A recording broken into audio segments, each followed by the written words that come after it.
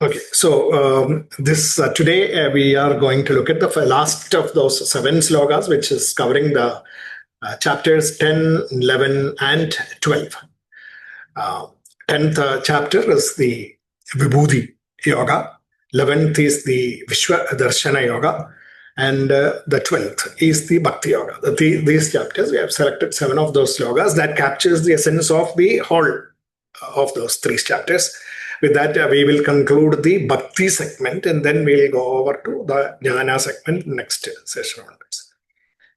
So this is basically what we are going to see today.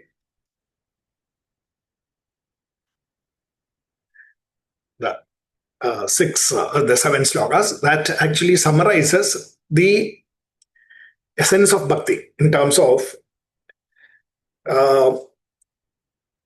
actually telling us how we need to develop that Bhakti within us. The previous 3 chapters talked about the self as the universal, the imperishable, and the infinite. 3 things. The Jnana Vijnana Yoga talked about the universal nature of the self, in the sense that whatever you see around you, the universe is the self. And it is all part of yourself itself. You are within this universe. You are the universe, except that you have a physical body that you feel you are with your mind that you are centered within that limited frame. But the universe is yourself. Then the 8th chapter talks about the imperishability of the self, because the infinite can never be, it is eternal. It was not born, neither will it die. Therefore, it is eternal. The self within us is eternal. It is the only body, it is the body only that actually dies. And the 9th chapter talked about the royal secret, the royal knowledge, which is what? The royal knowledge is that we are all infinite. So it is not just about universality and imperishability, but it is also that the self is infinite. That is the most royal of those secrets. And therefore, the central piece of the Bhagavad-Gita, which is the 22nd verse in the 9th chapter, talked about the process of what you should be doing, your mind. What should be your mind engaged in? The mind should be engaged in complete non-distraction from the supreme goal of being always motivated by the joys of the inner self. Intrinsically motivated. The joys of the inner self. The joys of the inner self is basically the self itself in its real nature, the happiness, the bliss nature. And what is that? It is when expressing through the body-mind, the mind, it is called as the Yajna Bhava, Yajna spirit. The self is inherent within the human body as Adi Yajna, as sacrifice, the mentality of sacrifice. So when Krishna says that Adi Yajna, I am inside you. What does it mean? It means that I am inside you as sacrifice. What does that really mean in practical terms? In practical terms, it means that your mind should reflect sacrifice. When the mind reflects sacrifice, it is reflecting the infinite. What is sacrifice? Sacrifice translates into practical terms in terms of coexistence and expansion. That is your mentality, your motivation for existing as a group, existing as a whole. And why exist as a whole? To enrich not just yourself, your environment, your surroundings, the whole universe if possible. So coexistence and enrichment are the fundamental principles upon which the universe itself is built. Therefore, the physical bodies that we consider ourselves as, that physical body is also run by the same rules of governance. And that rules of governance is the Lord, the Ishvara. Lord, the Lord of the universe, the Ishvara of the universe. So the self is the Ishvara also, the Lord of the universe, which is sustained by coexistence and expansion. So that is the power. And so if your mind is totally focused on thinking coexistence and expansion and translating that into action plans, So thoughts articulated in some way to expressions in the world as sacrifices. So the thoughts to sacrifices, there is a translation process in between, which is the articulation process. These three are called as the A, U, and Ma of Pranava. The sound that we produce is nothing but the actions that we perform in this world. Because Brahman expressed as, Om, the Pranava, the first sound, the sound, and that is reverberating everywhere. And that's basically what should reverberate through your mind or our minds and express as yajnas, sacrifices. So that articulation process is something that we miss altogether many a times. So it is the process of thinking coexistence and expansion, and then devising ways and means, processes and procedures to apply it to the present situation, and doing that act. So articulation is that process of translation from thought to action. That is the U, the ultimate. A, U, Ma, U, U in English stands for the ultimate. That is the biggest goal that we have in life. Articulation of sacrifice into action is our existence. Oh, that is the pranava. So every morning when we sit and chant, let us say 21 times Om, with the thought of actually reverberating with the Brahman, Yajna sacrifice, our mind should actually start gearing towards this articulation process of coexistence and expansion, Yajna Bhava, into karma, actions in this world. That is the process of Pranava Mantra, chanting of the Pranava Mantra. So, with complete, total dedication and without any distractions, Ananyas Chintayando Mam, on the self. Ananyas Chintayando Mam, without any distractions, focusing on that supreme goal of the self. Ananyas Chintayando Mam, Ejanaha, whoever does that, Paryupasate, thus worship that concept of coexistence and expansion as that or the infinite, the self. Such people, Ananyas Chintayanto Ejana Paripasa, Tesham, for such people, Tesham Nithya their complete integration, permanent integration of the body, mind, and the self. Nithya Abhiyuktanam Yoga Kshema, and by integrating the body, mind, and intellect, Kshema and yoga will be carried by the self. Yoga Kshemam Vahami Agam. I will carry, the self will carry, the infinitude will carry, coexistence and expansion will carry, sacrifice will carry you through your Kshema and Yajna. Kshema is your capabilities and already developed capabilities. Kshema will be enhanced and expanded. And yoga, you will be able to unite with the newer capabilities. So, yoga, kshema, vahamiham. This is the ultimate message, the promise of, or the warranty certificate given by Krishna in Bhagavad-Gita. Okay, so that was 922. And then Krishna went on to reinforce Arjuna's mind with the examples of such, what you call coexistential excellence. Coexistential excellence that will expand and contribute to the world. The vibhudhis, the manifestations of that self. That is the 10th chapter, Vibhudhi Yoga. And that Vibhudhi Yoga, in the Vibhudhi Yoga, the first of those verses actually explain how that Vibhudhi is generated from within us. It is generated as, the 7 rishis and the characteristics of mind. Cognitive capabilities plus an integrated personality is what makes you become like that. Your cognitive capabilities are 7 in number, and these are represented as the rishis. Rishis are people who, by rigid austerities, disciplines, practices, and attain certain capabilities. So rishis are people who have attained certain capabilities.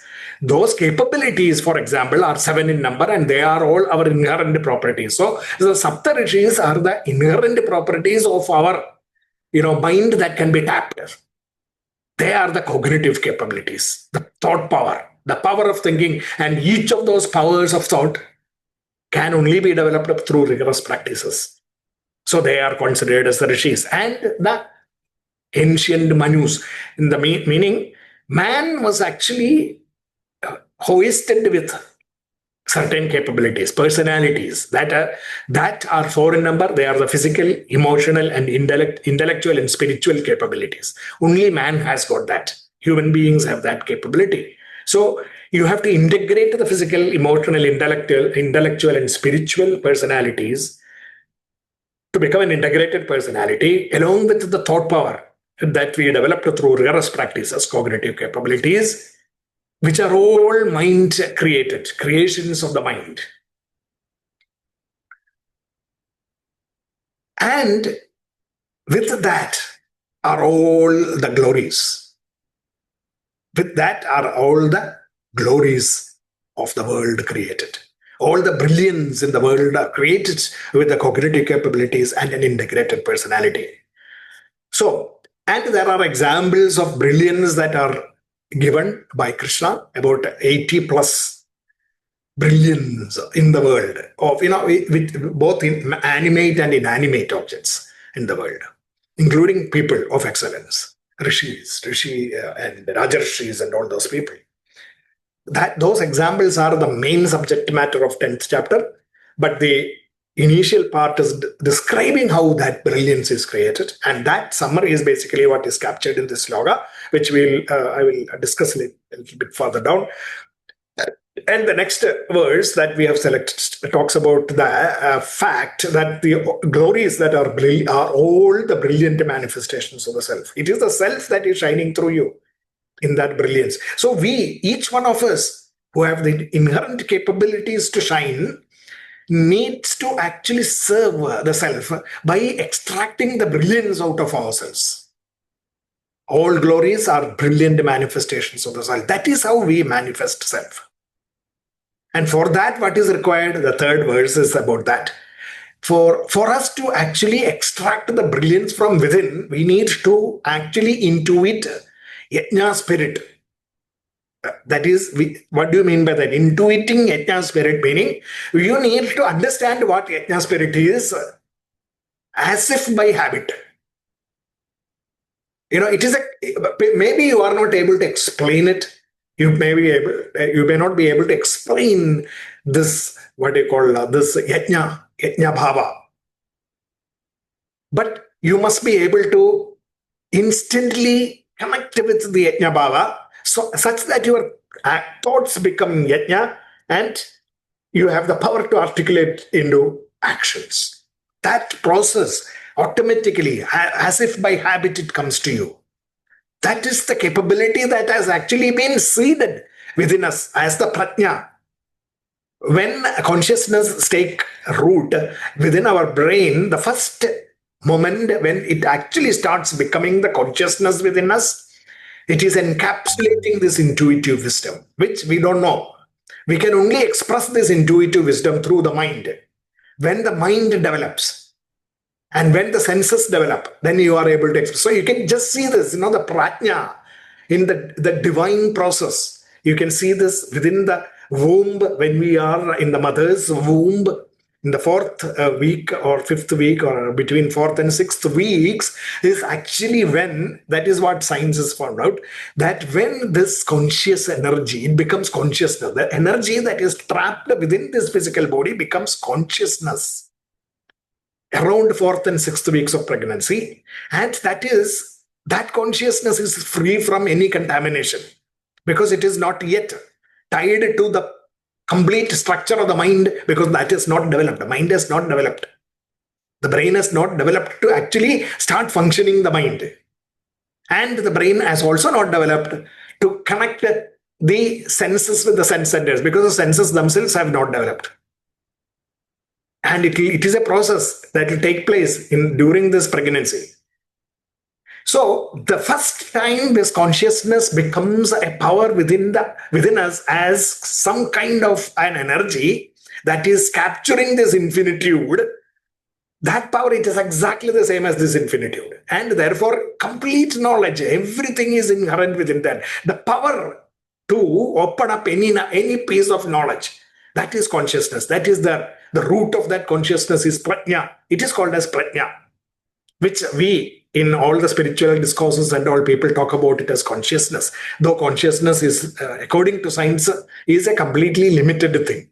But for the sake of understanding, I'm also using the term consciousness. But in theory, I think we have a Vedic term for it, which is the prajna. Prajna is what we should be using. And if we actually, all of us start using prajna as the root word for consciousness, just like karma, yoga, etc., it might get into the English dictionary as in terms of consciousness. So I think that is the honest is honest to actually keep using the word prajna instead of consciousness. Consciousness is a completely limited term. That does not really capture the essence of prajna. That prajna is the window to all knowledge that we have. And the knowledge and the experiences that we talk about are all limited to the body, mind, etc. And we need to talk because that is how that is the experience or awareness with which we interact or transact in this world. So for that, what is required is the mind develops. When mind develops, the consciousness actually implants the light of consciousness into the mind. That prajna becomes actually, that is when prajna becomes consciousness in scientific terms. The mind becoming aware. When the mind becomes aware or starts getting awareness, it is limited because it can only be aware with respect to the tools available to it. And for that, further development is taking place in terms of the complete physical body, the muscles and the spinal systems and neurons and all that are connecting to the senses and muscles and all those things. All those things takes place, and then we start expanding our experiences, which means expanding our physical material consciousness. We start doing that. So what is happening? The window to consciousness, prajna, even though it is infinitely capable of expanding to any type of knowledge, is now getting limited to that which is provided, the capabilities which are provided by the development of our mind and the senses, which is a physical thing, which is an individual thing, and therefore all of us become different. Otherwise, all of us are prajna. All of us are infinite. But we became different because our mind development became different.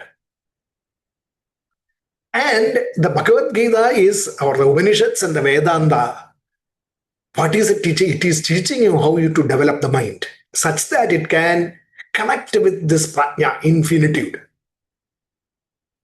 At least intuitively, we must be able to understand. Intuitively, you must be able to understand that prajna is infinite, and that I, infinitude as prajna, is capable of expanding to any knowledge. That is the self-confidence that we need to gain by this intuitive wisdom. This intuitive wisdom is available in the prajna. In Mandukya Upanishad, it has been explained as egi bhuda prajnana ghana. Is defined as that prajnana as ghana egi bhuda. Egi bhuda, meaning it is undivided, and ghana as a single entity. Just like, we talk about some furniture being built out of one single wood without, joining any joints. And even, idols made out of one piece of stone without any joints. Similarly, without any join, everything as ghani bhuda and egi bhuda, as in single entity, a solid monolithic consciousness. That is prajna. That is how beautifully defined by Mandukya Upanishad centuries back. In Sanskrit, it is defined as Ekibhuta Vijnana Ghana is prajna. And that prajna is basically what our mind, the senses, and the body taps.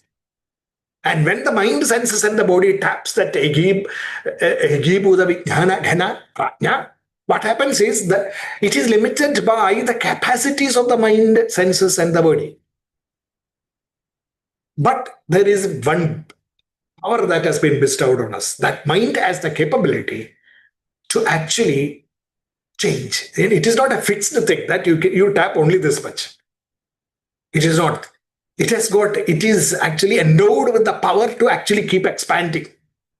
And that expansion process is basically what we need to get focused on. And that is what Karma Yoga is, and that is what Bhakti Yoga is, and that is what Jnana Yoga is. So Karma, Bhakti, and Jnana processes as a golden braid is helping you to actually tap that intuitive wisdom, prajna, and expand our awareness and consciousness, and thus the awareness to what ultimately being, within through that pipe of what coexistence and expansion, guided by that coexistence and expansion.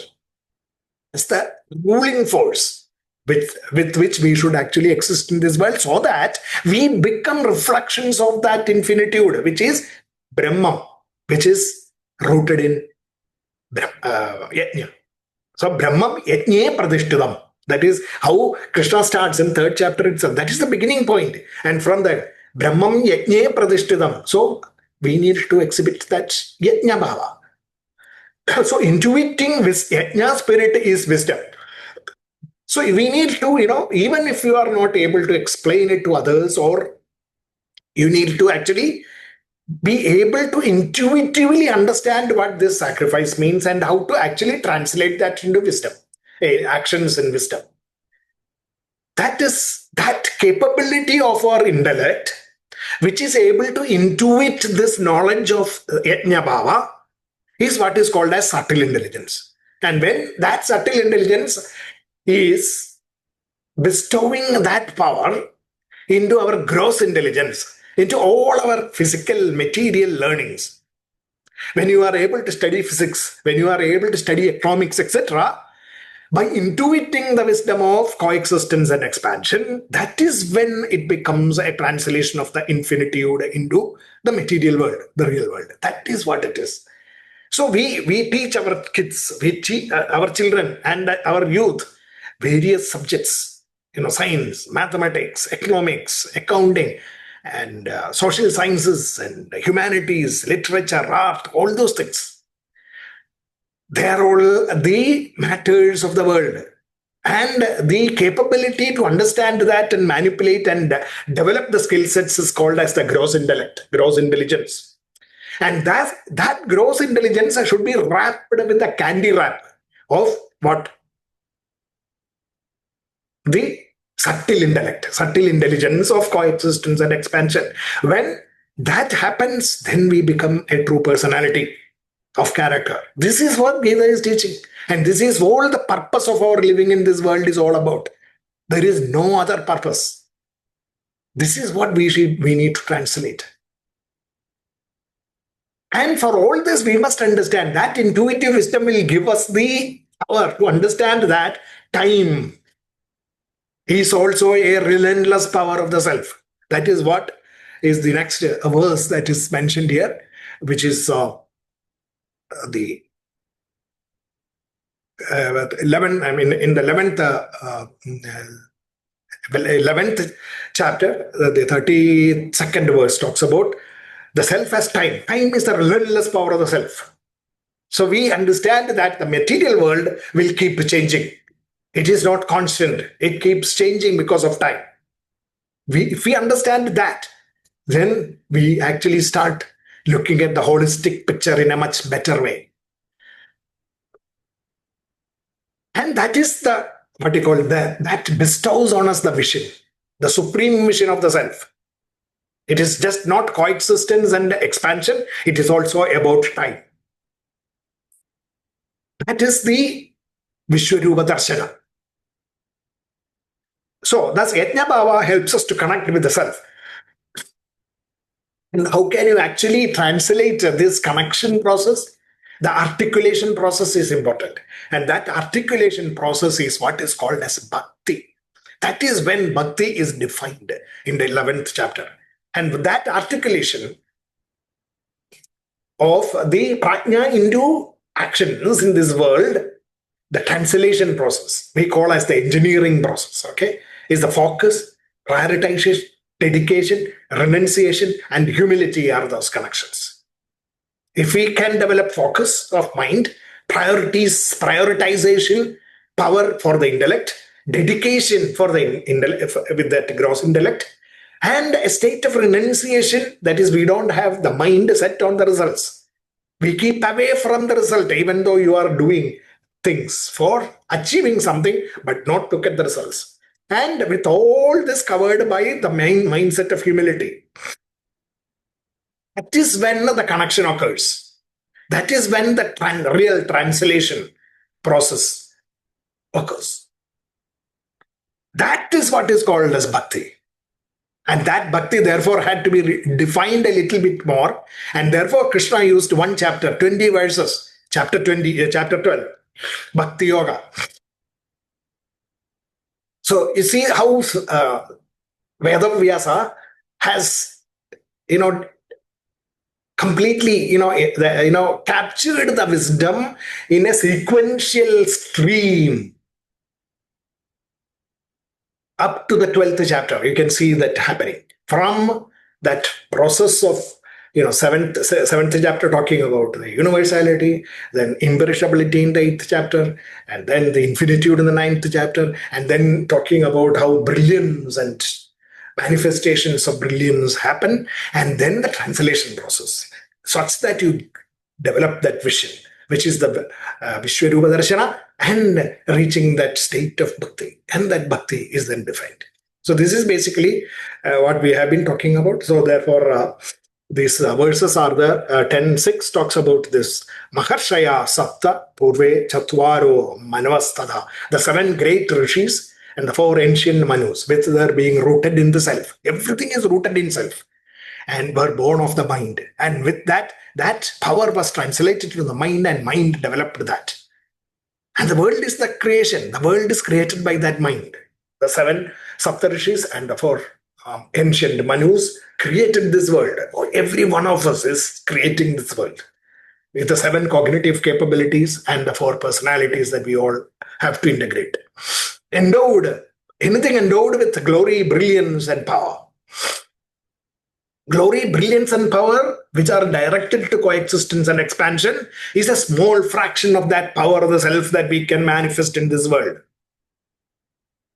And if our mind's eye, if you are able to discern that infinite self in the form of Yajna Bhava, in the macrocosm as well as in the microcosm, in your own actions and whatever you are doing, in everything in this prapancha, in this universe, whatever you desire to see, that is what is called as the development of intuitive wisdom. The infinite self is the mighty world-destroying time also. That is something that we need to understand. Everything is physically existing will become non-existent. Physical things are not permanent. It is a self only that is permanent. Time is a relentless power of that self. If the self empowering the mind, that makes you see the holistic vision. It is the same. That self only has to actually capture the sense of coexistence and expansion and guide your mind to see that holistic vision. That is the process of translating the intuitive wisdom. Only those with vision can have this multi-dimensional perspective, Vishwarupa Darshana. If you do actions dedicated self, consider the self as the supreme. Ananyas chintayanto mam ejaraha paryupasate. That same concept is again summarized.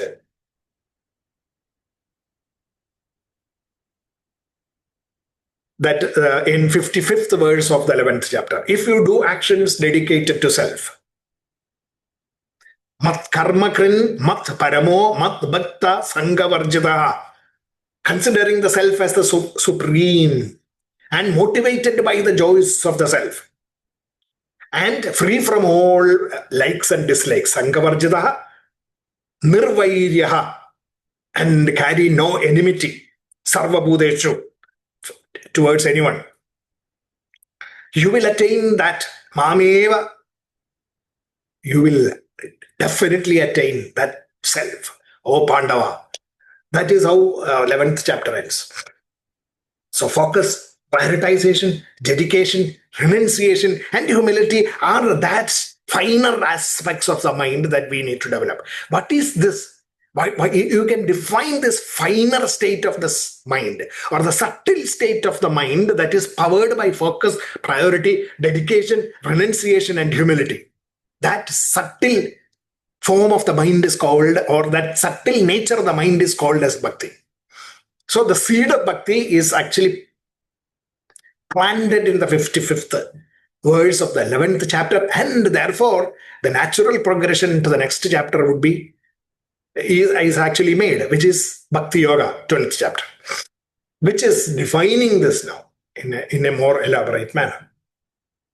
So we are again going back to the 7 cognitive functions, the great rishis. I would, in the modern parlance, we can see that these 7 capabilities of thought are developed through rigorous practices. Without rigorous practice, you cannot develop these things. And if you develop these things, only we will be able to actually tap the intuitive wisdom.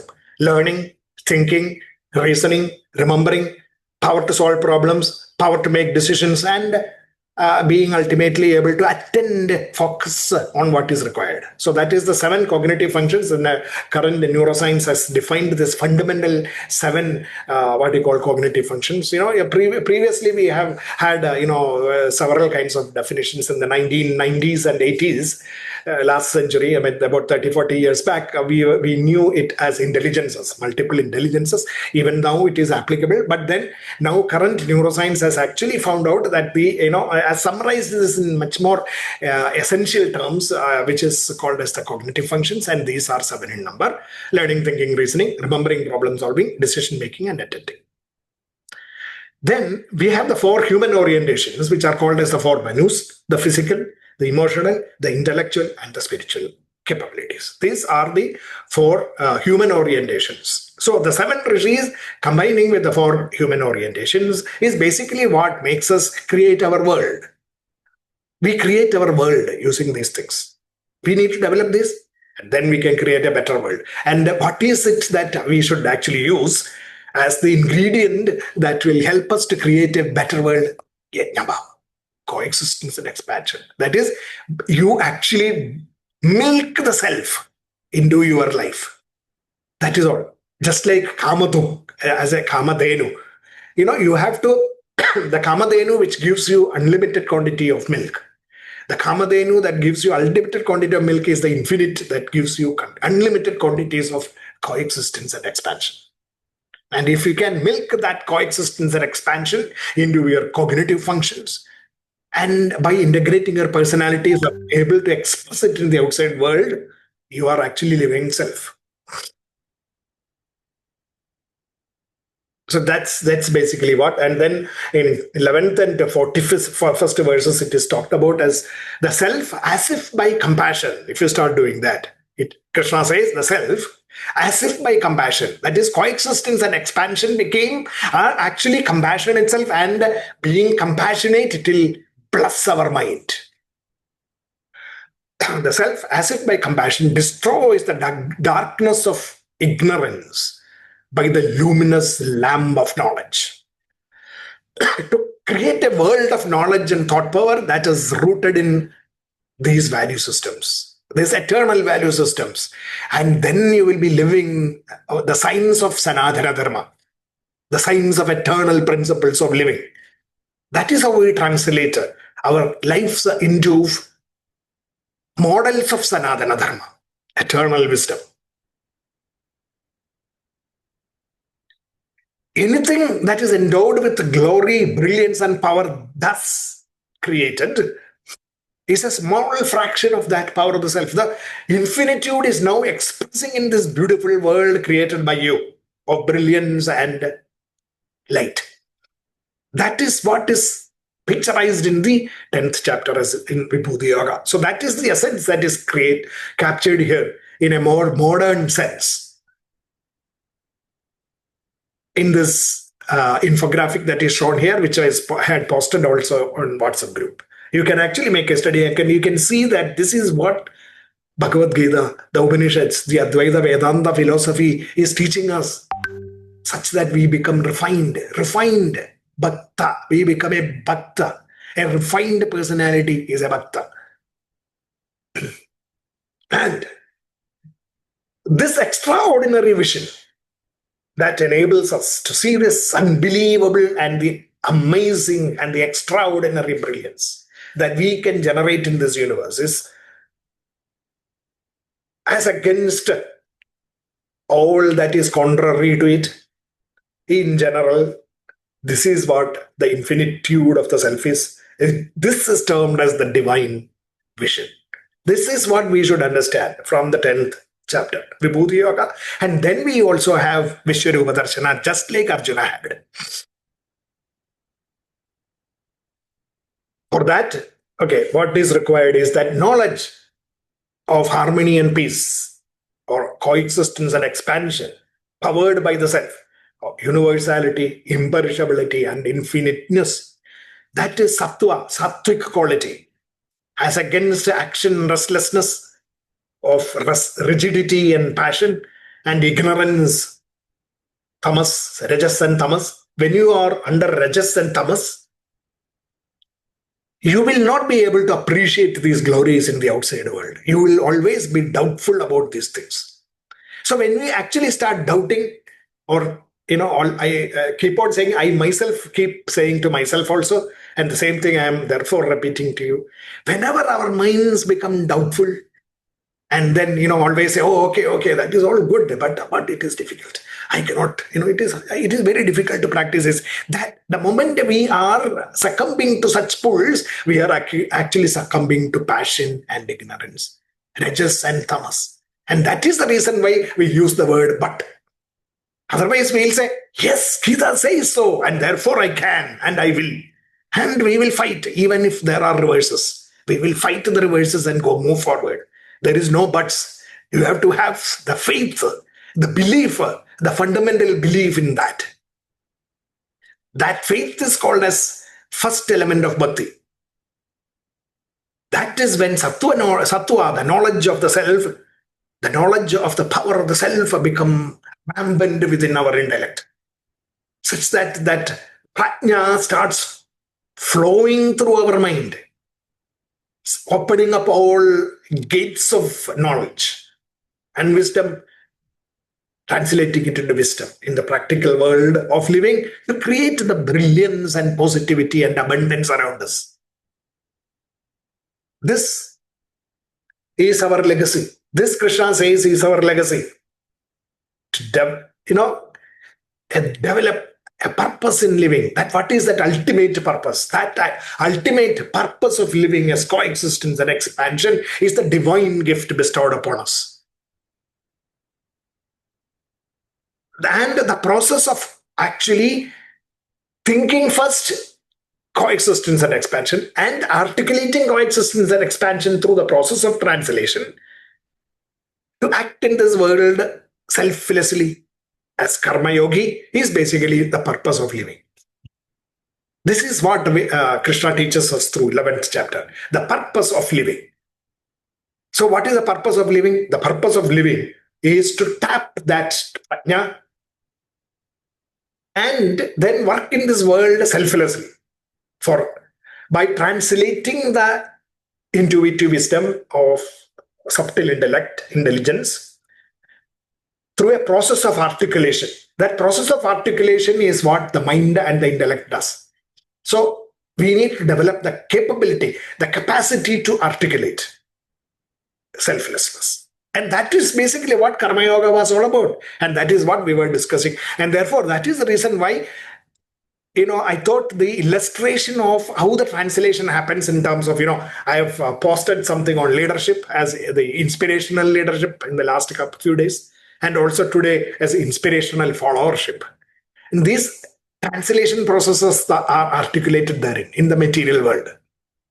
If we can actually look at those tables, the matrices that I had posted, and look at each one of those elements and try to correlate that to your daily living in either at home or in society or in workplaces, then you are actually getting into that track of translating that intuitive wisdom into selfless actions in this world, which is enriching, expanding, etc. for not only yourself, definitely you will also expand in material ways, So too your organizations, your society, your family, etc. If you are able to do that. And with a purpose. What is that purpose?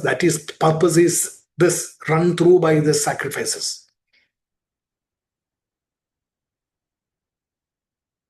And therefore, Krishna, during this process of describing all this, Krishna also actually described in terms of actually Vedavyasa described the kind of obeisance or salutations to that self through about 10 verses or 9 verses.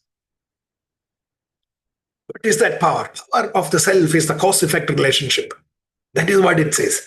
Power of the self, yes, it is the ultimate cause of all causes. And that produces the effects, all the effects in this world as vibhutis. Cause and effect. So cause-effect translation, the power of translating cause into effect, there is this process. The physical process is the power of the self.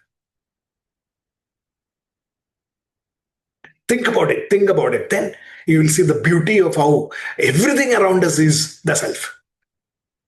The power of cause-effect relationship is self.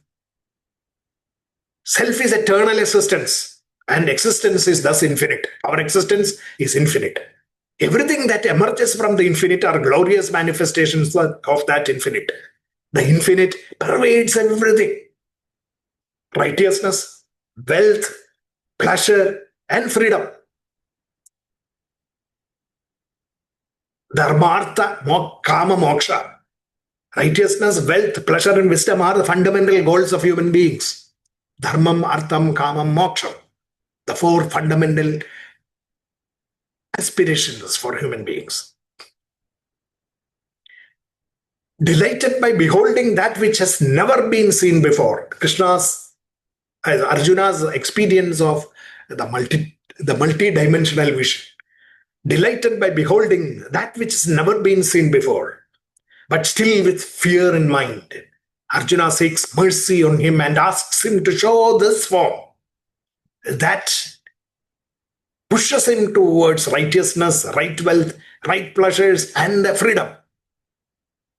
What is that Sanatana Dharma telling us about Dharma, Artha, Kama, and Moksha? Show me that. Show me that form of the self, is what Arjuna said ultimately. And that is exactly what Krishna did. He gave him that form also. Not only that Virada Swarupam, but also the form of the divine Vishnu. Dharmartha Kama Moksha, of righteousness, wealth and security, pleasure and power and fame and liberation. What is, and they were represented as, Shanga, Chakra, Gada, Padma. Shanga, sound. Shanga is the represent symbol that is telling you, is sounding you out about righteousness within you. That is the conscience call within each one of us. Whenever you start doing something wrong, from within you there is this conch sound coming out. The Shanga, the music of Shanga comes out. That is the conch in one hand. The wheel that protects you, your wealth and gives you security. That is the wheel, the chakra. And the maze that actually forbids you from going after pleasures, power, and fame in the wrong manner. Whenever you actually go after pleasures, you should remember that Gada which will punish you. And the lotus. The lotus is that blooming flower of 1,000 petals that is right inside your own thought processes. The power that gives you the thought process. It is basically your own brain, which is basically the tool with which you can expand your consciousness, that lotus of knowledge.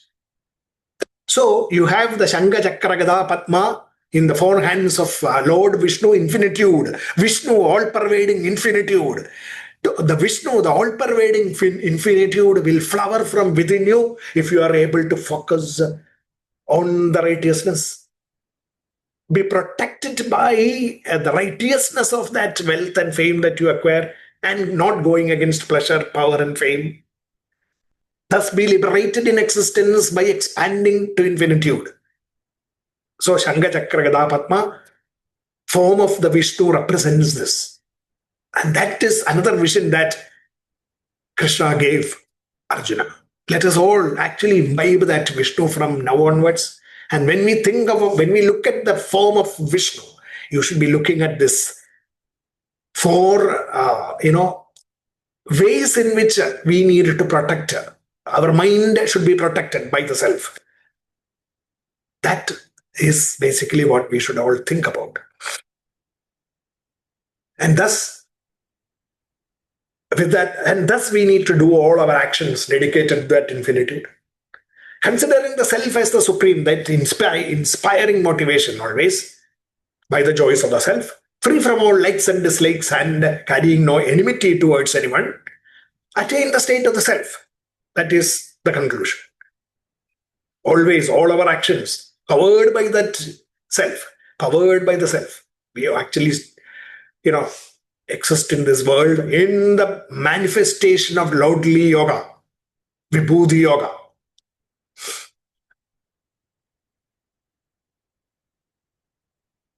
Okay, so with that, we will now enter the portals of Bhakti,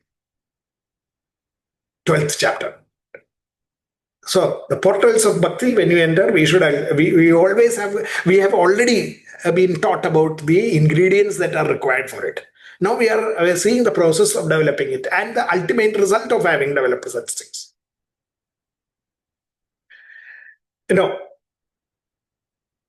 Kshemam, all our kshema will be taken care of by that infinitude, self. Existing capabilities, physical and tangible capabilities can easily be developed. How? Through the process of faith, dedication, and focus.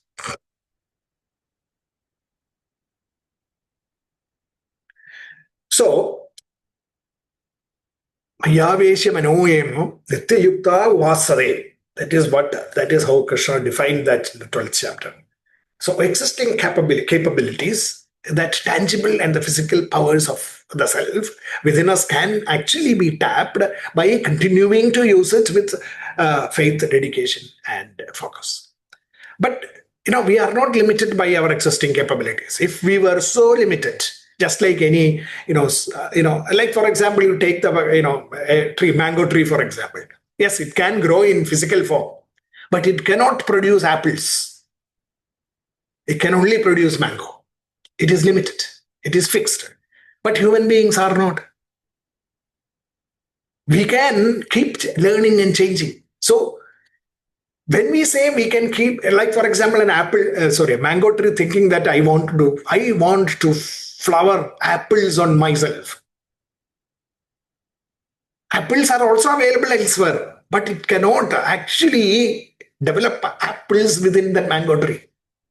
It does not have the capability to do that. It doesn't have the mind to develop itself, its physical body, into a completely different thing so that apples can be produced. It is not possible. But human beings are not made that way. Human beings have been given the capability to develop newer capabilities through the process of yoga. And that yoga is made possible through sense control, equanimity, and selfless dedication combined with faith, focus, dedication, and focus. So that newer capabilities are created and then they are developed through faith, dedication, and process. Mayyeva mana adalswa mayi buddhim niveshaya nivashishyasi mayyeva ada urdhum na samshayega. Ada chittam samadadum na shaknosi. If you are not able to do this, what you should do is keep trying, keep doing things. Mayyeva mana adalswa mayi buddhim niveshaya nivashishyasi mayyeva ada urdhvam na samshayega ada chittam samadhadum na shaktanoshi mayi stiram abhyasa yogena tado mam ichchatum dhananjaya. So that process is now talked about. Abhyasa, practice. And then if abhyasa is also finding, you are finding it difficult to actually keep trying, then make it a priority. In your mind, create that priorities within your this thing towards that goal, and with love, with dedication, with selflessness, with bhakti, go forward in doing that, achieving that. And this is the process of developing inner capabilities and maintaining that. If you do that, that is through the process of practice, then refining it with knowledge, and refining it through the process of reflection. You start applying that in actions in the world in a selfless manner.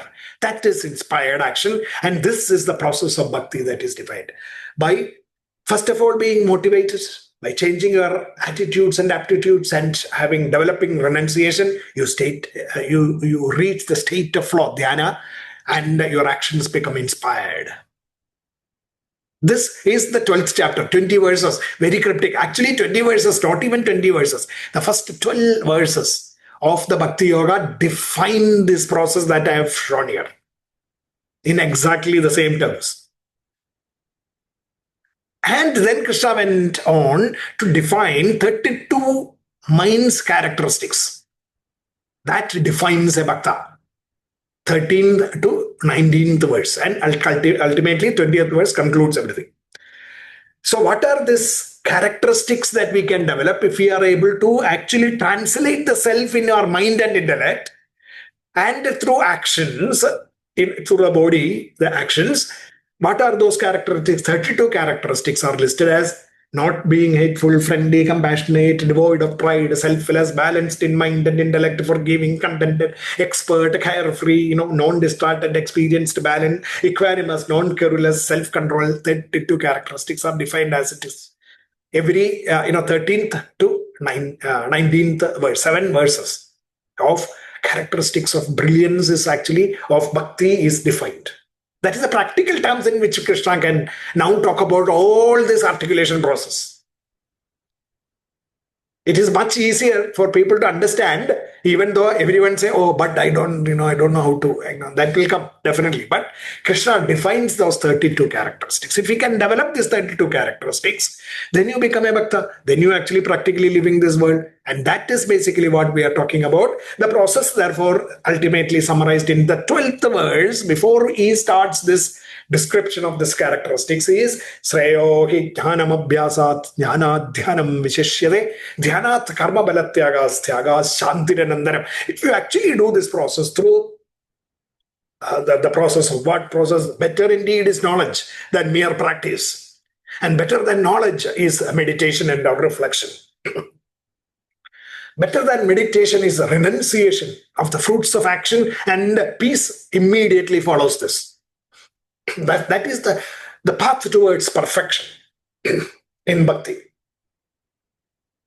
And for that, in the modern language, if we talk about, there is some defined processes that have been defined. Focus, the same thing. Focus, practice, priority, renunciation. That is what Krishna talked about. And you can see this process can actually be achieved by us through raised awareness, focused attention, deliberate practice, and setting accountability.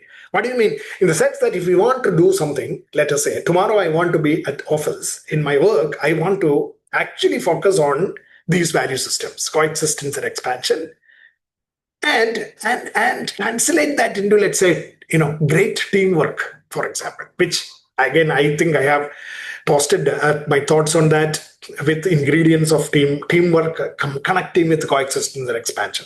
So we need to be having a raised awareness about this selflessness in action and in interactions between team members. You have to raise your awareness about it. You should not be sitting blindly and saying, "Oh, what can I do? How can I exhibit bhakti? How can I exhibit bhakti?" and not think about it. You cannot do anything. You really want to raise your awareness about bhakti and the ingredients and processes of bhakti, and then also awareness about what you are doing, what are the ingredients of your work, and then connect these things together. That is basically what is required. Raised awareness, and then awareness is fine. You have to focus your attention to doing exactly that. and deliberately practice it. Even if you come up with objections and difficulties, don't, don't give up, and don't actually not sit idle, not starting it. Don't make it tomorrow, tomorrow, tomorrow. I will do it tomorrow. I will do it next month. No, I will do it now. That should be your, and take the first step. And that taking the first step is the effort that actually comes up from within us. That is the power of the self pushing you ahead, giving you the momentum quotient to start. Raised awareness, focused attention, deliberate practice, and you should account yourself.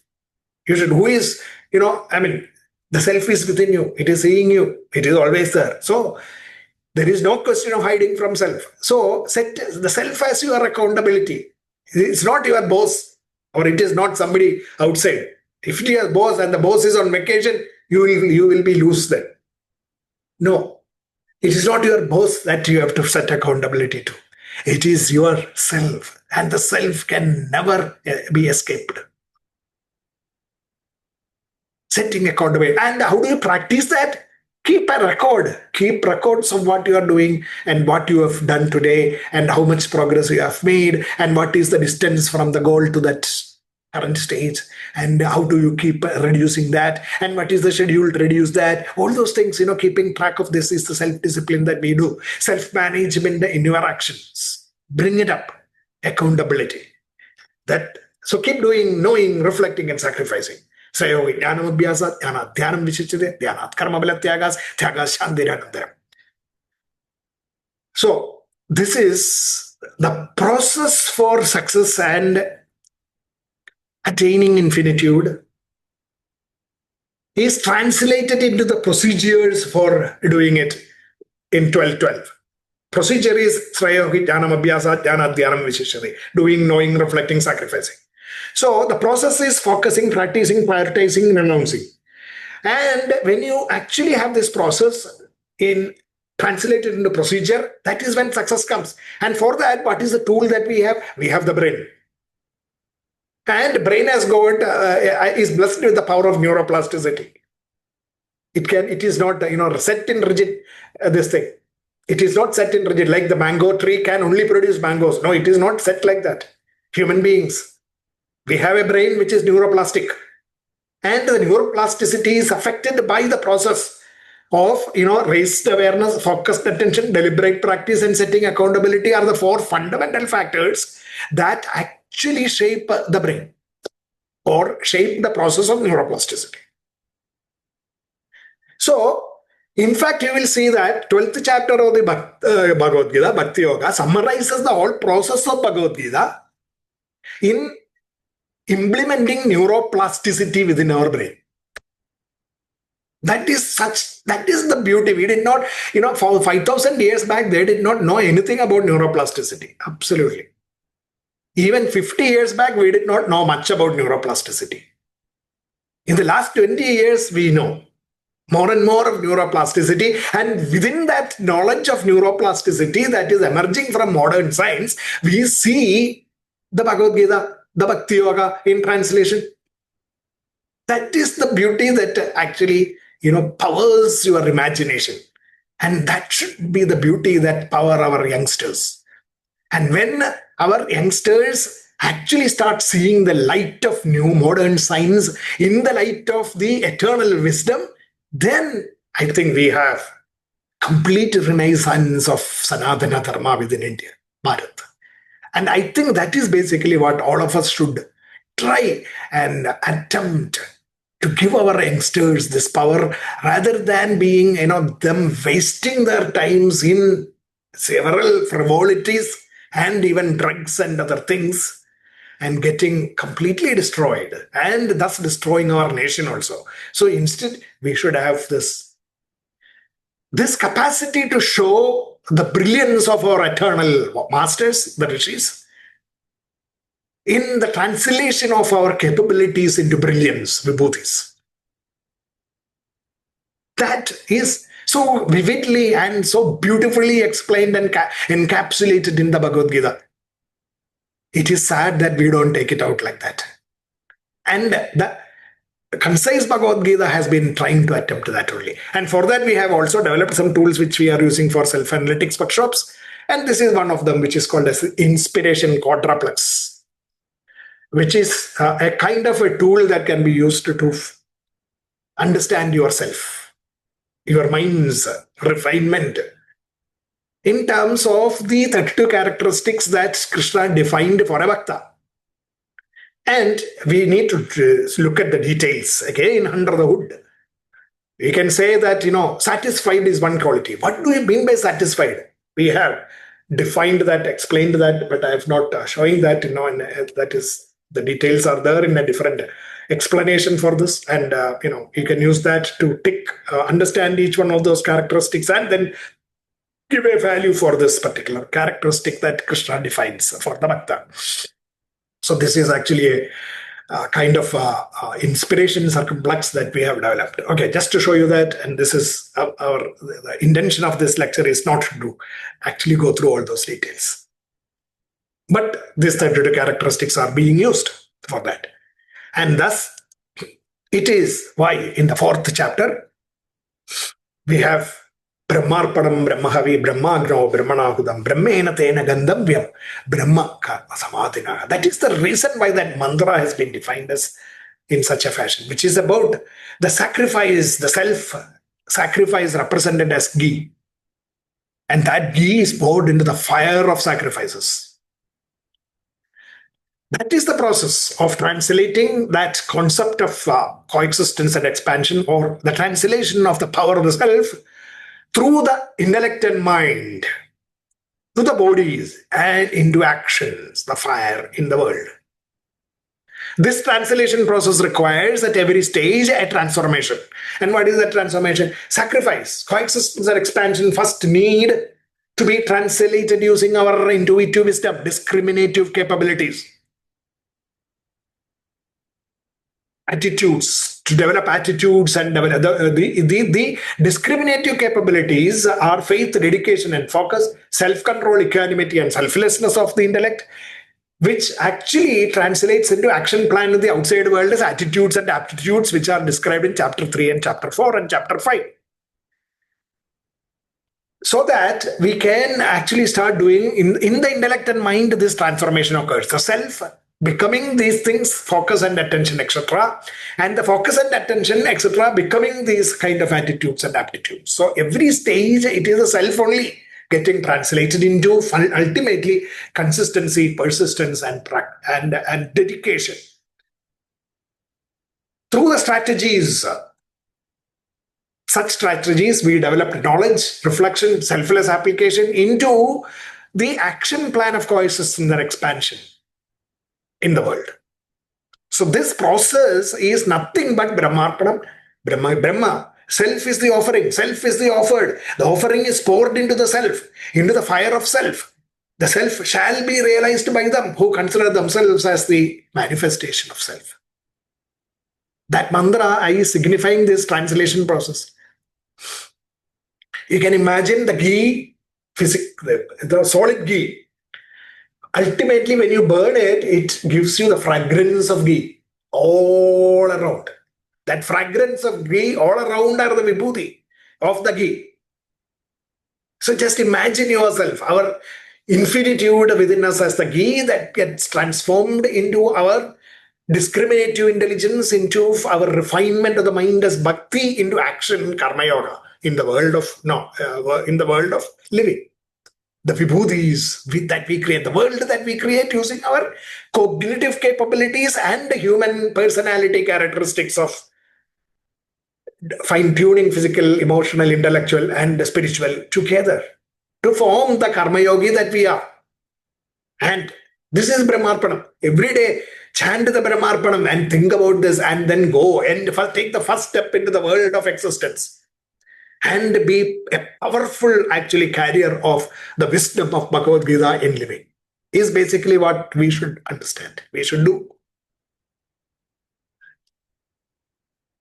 So that is basically what bhakti is all about. That is how the karma and the bhakti are integrated. Karma and bhakti are integrated, into our living.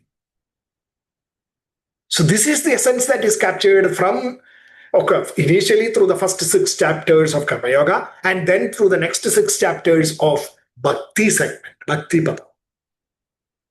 And with this, we will stop here at this point with the note that now there are more details of the knowledge that is required for cementing these processes. To do the karma properly in the most manner dedicated and divine lovely manner, divine love manner.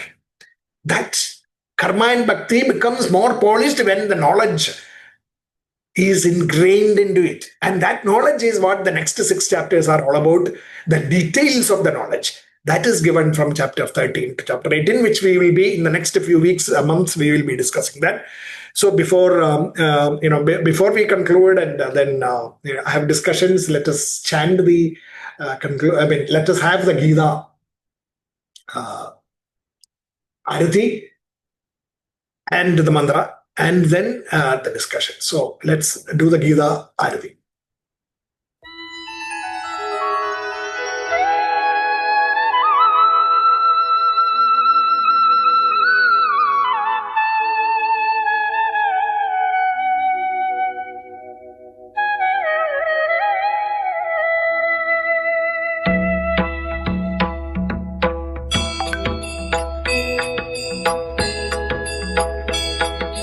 Jai भगवद्गीते, Jai Jai भगवद्गीते।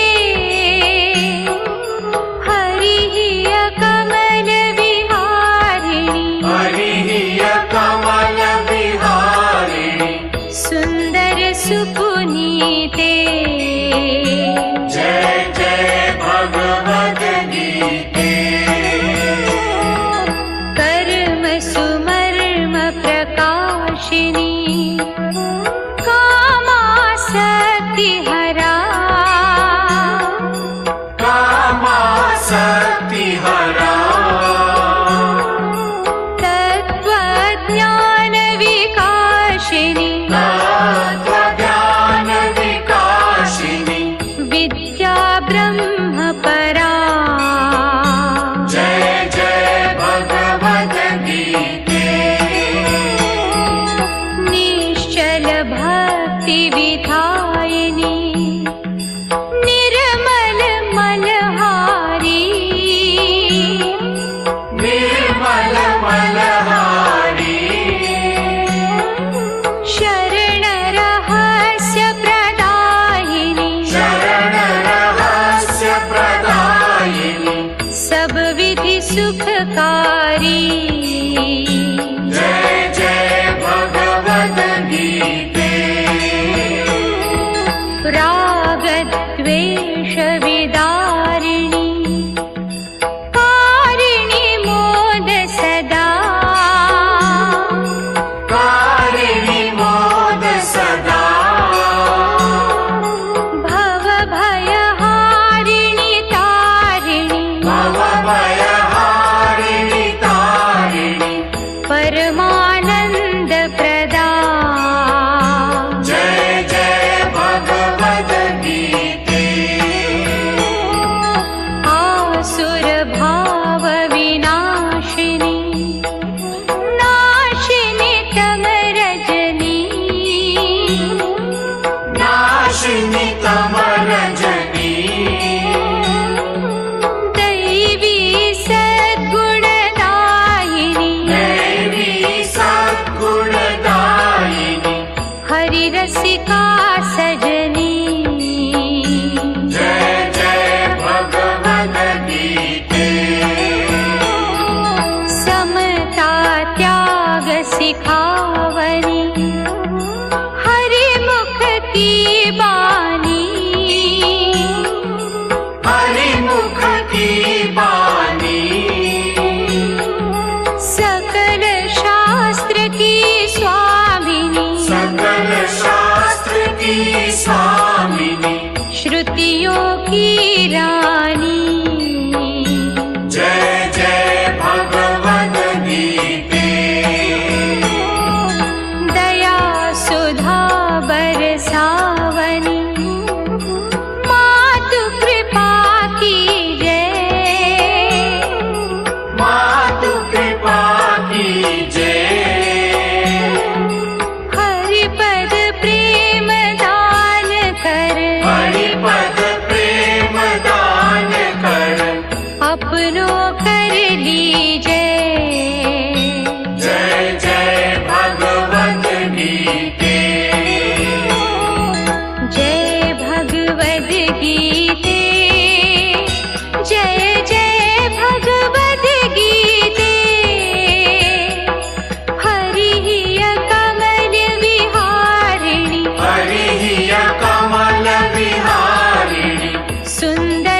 पुनीते। Jai Jai भगवद्गीते।